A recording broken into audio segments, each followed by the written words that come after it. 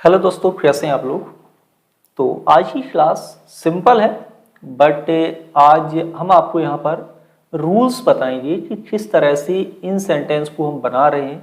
वैसे तो यहाँ पर आपका लिखा हुआ है कि put the present progressive form of the verb in brackets, यानी कि सारे सेंटेंस आपको किस में बनाने हैं, प्रेजेंट प्रोग्रेसिव टेंस यानी कि प्रेजेंट कंटिन्यूस टेंस में बनाना है। लेकिन बन क्यों रहे, आपको एग्जाम में यदि इस तरह के सेंटेंस मिलेंगे तो हम इनको कैसे कंप्लीट करेंगे, आपको कैसे समझ में आएगा कि इस सेंटेंस को हम प्रेजेंट प्रोग्रेसिव टेंस में ही बनाएं, किसी अन्य में नहीं बना सकते तो क्यों नहीं बना सकते, और भी कई सारी कंडीशंस आपको यहाँ पर मिलेंगी। तो चलिए शुरू करते हैं क्लास को। उसके पहले चैनल को सब्सक्राइब जरूर कर लें, साथ ही साथ प्ले स्टोर से इंग्लिश पॉइंट का ऐप भी आप लोग डाउनलोड कर सकते हैं।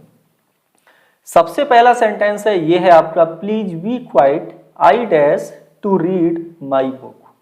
तो यहां पर देखो रूल फॉलो हो रहा है, आपको यहाँ पर ट्राई का करेक्ट फॉर्म फिल करना है, समझ में आ गया होगा, प्रेजेंट कंटिन्यूस टेंस बनाना है।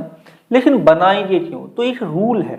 रूल क्या है कि ऐसे कार्य जो at the time of speaking, किस समय चल रहे हो, at the time of speaking चल रहे हो, वो कार्य आप प्रेजेंट कंटिन्यूस टेंस में बनाते हैं। जैसे इस सेंटेंस से मुझे समझ में आया, कोई व्यक्ति आपसे कह रहा है थोड़ा शांत हो जाइए, तो इसका मतलब हुआ कि at the time of speaking वो क्या कर रहा है, वह किताब पढ़ रहा है ना। वो कह रहा है कि I am trying to read my book, यानी मैं अपनी किताब को पढ़ने का प्रयास कर रहा हूं, इसलिए आप थोड़ा शांत हो जाइए। तो ये कार्य कब हो रहा है, यह कार्य at the time of speaking हो रहा है, यानी बोलते समय हो रहा है। दूसरा सेंटेंस है, इसमें है, I dash not use the computer at the moment so you can use it. इस सेंटेंस को आपको नेगेटिव बनाना है और यूज की करेक्ट फॉर्म फिल करना है। तो यहां पर देखो सेंटेंस को कि यहां पर आपका एक टाइम लगा हुआ है एट द मोमेंट, क्या लगा है, एट द मोमेंट। यदि सेंटेंस में एट द मोमेंट लगा, मैं आपको और भी कई सारे एडवर्ब बता देता हूं। यदि सेंटेंस में सामान्यतः नाउ लगा हो या एट द मोमेंट, और ये देखो प्रेजेंट में लिखा है तो दा का मतलब दिस से है, यानी एट दिस मोमेंट। यदि यहां पर कुड होता तो एट दैट मोमेंट, पास्ट में मीनिंग चला जाता। ठीक है, प्रेजेंटली लगा हो, प्रेजेंटली, स्टिल सामान्यतः, ऐसे कुछ और एडवर्ब्स हैं जिनका प्रयोग हम सामान्यतः प्रोग्रेसिव टेंस में यूज करते हैं। तो इस सेंटेंस को आपने ऐसे बनाना है कि I am not using the computer at the moment, यानी कि मैं इस समय कंप्यूटर का प्रयोग नहीं कर रहा हूं, सो इसलिए आप इसका प्रयोग कर सकते हैं। अब यहां पर यह भी समझ में आ रहा है कि एट द मोमेंट की बात हो रही है, तो at the time of speaking का रूल इस सेंटेंस में भी फॉलो हो रहा है, यानी कि यह कार्य भी बोलते समय ही हो रहा है, कि इस समय मैं यूज नहीं कर रहा हूं। हाँ, at the time of speaking के अलावा यहां पर यह कंडीशन भी बन जाएगी आपकी कि ऐसे कार्य जो at the time of speaking नहीं हो रहे हैं लेकिन शुरू हो रहे हैं, लेकिन अभी तक वो फिनिश नहीं हुए। हो सकता है कि मैं बोलते समय इसका प्रयोग नहीं कर रहा हूं और मैं पहले भी नहीं कर रहा हूं। ठीक है, तो यहां भी इस सेंटेंस को आपको प्रेजेंट प्रोग्रेसिव टेंस में बनाना है।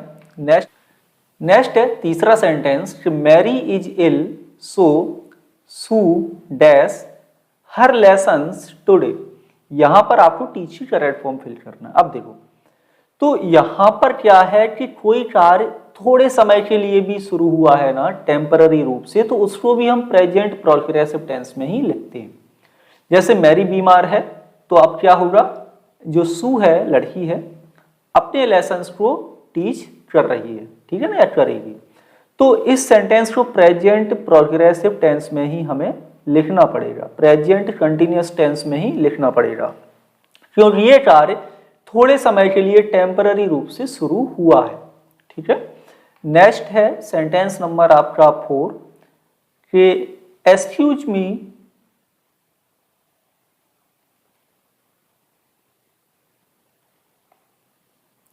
Yes, sentence number 4, excuse me dash for a hotel, is there one near here.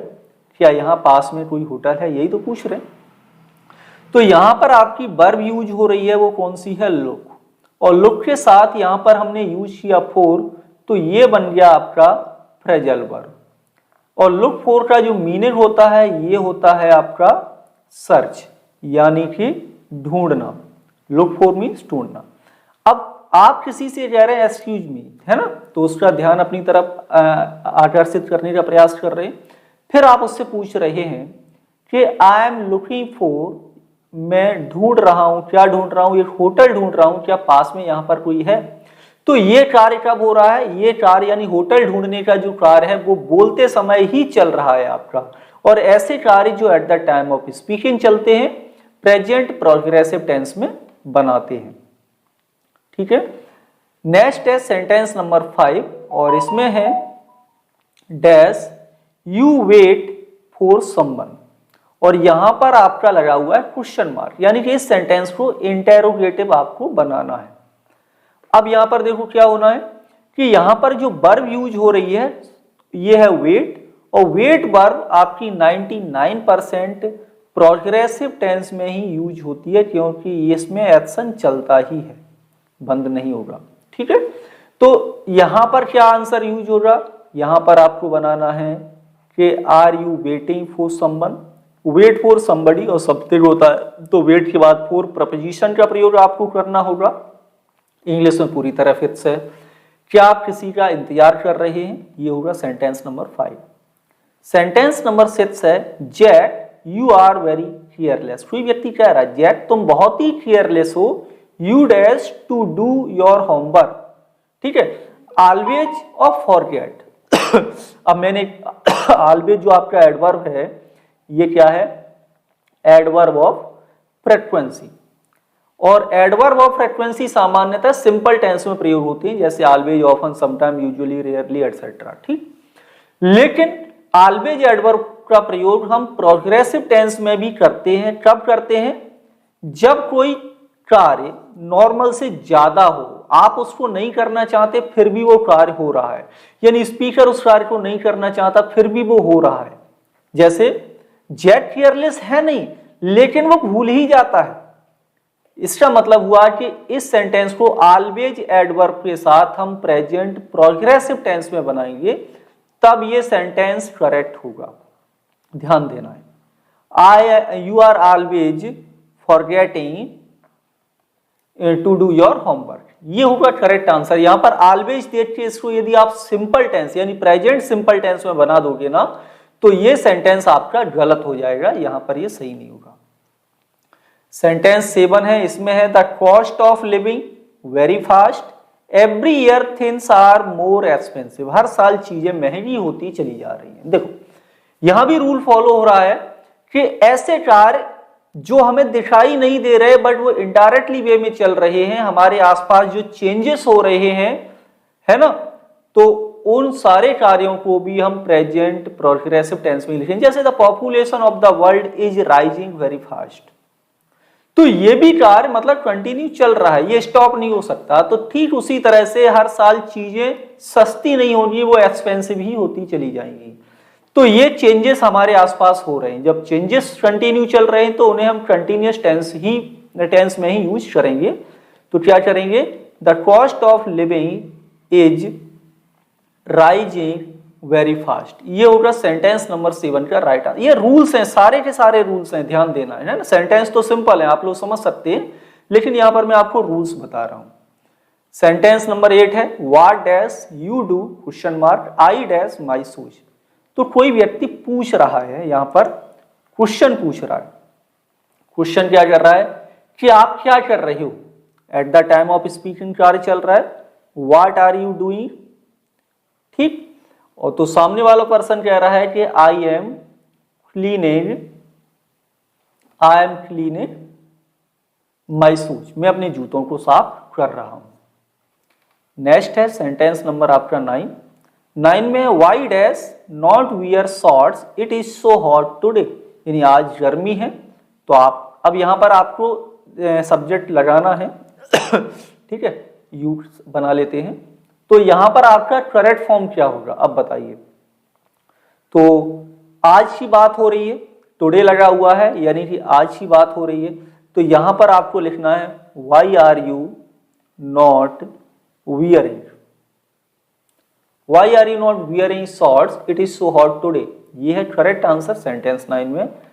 And last में देखो सेंटेंस नंबर 10 में रूल कौन सा यूज है देखते हैं। The neighbours are so noisy, यानी जो हमारे पड़ोसी हैं बहुत ही शोरगुल करते हैं। They dash loudly always argue की करेक्ट फॉर्म, यानी कि हो वो मतलब ऐसा कार्य करते ही हैं, यानी जरूरत से ज्यादा, मोर देन ऑफन, है ना।